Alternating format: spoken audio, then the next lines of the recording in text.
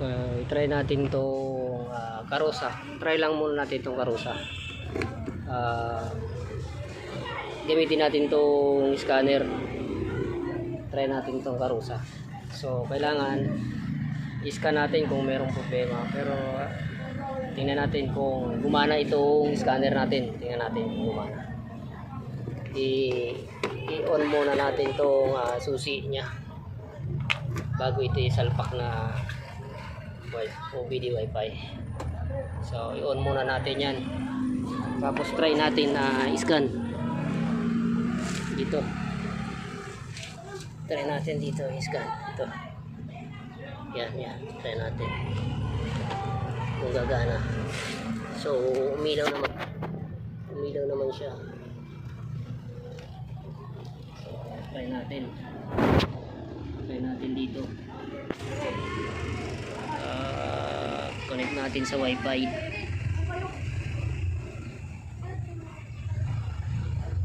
Connect natin to sa Wi-Fi.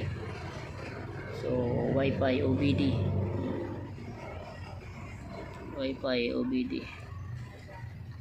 So, connected na siya.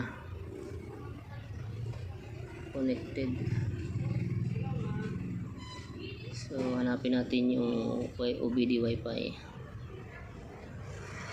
Ito.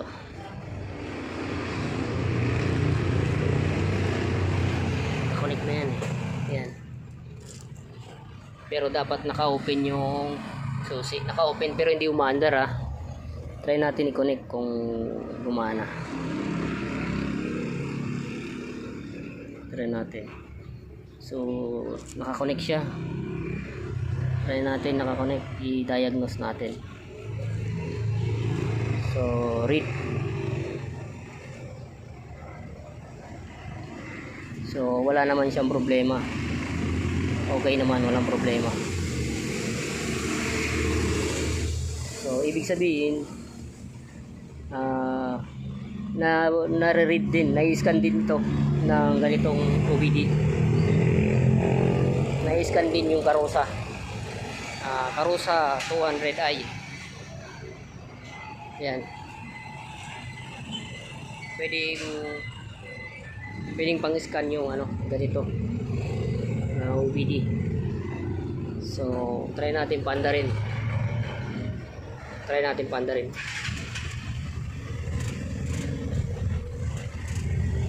So, okay, umandar siya. So, ibig sabihin, gumagana talaga. Pwede siya. And, yan ang RPM niya. Accurate. Gumagana naman. So, okay itong OBD. So, maraming salamat. Sana nakatulong sa inyo. So, okay. Okay naman pala ang OBD pang scan. Pwede pang scan yung OBD. So, disconnect na natin. Cancel.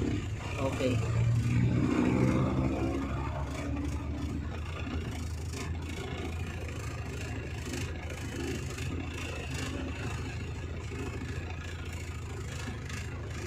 So, yun lang. Cellphone lang i-connect para ma-scan yung mga karosa. Salamat po. Sana nakatulong sa inyo.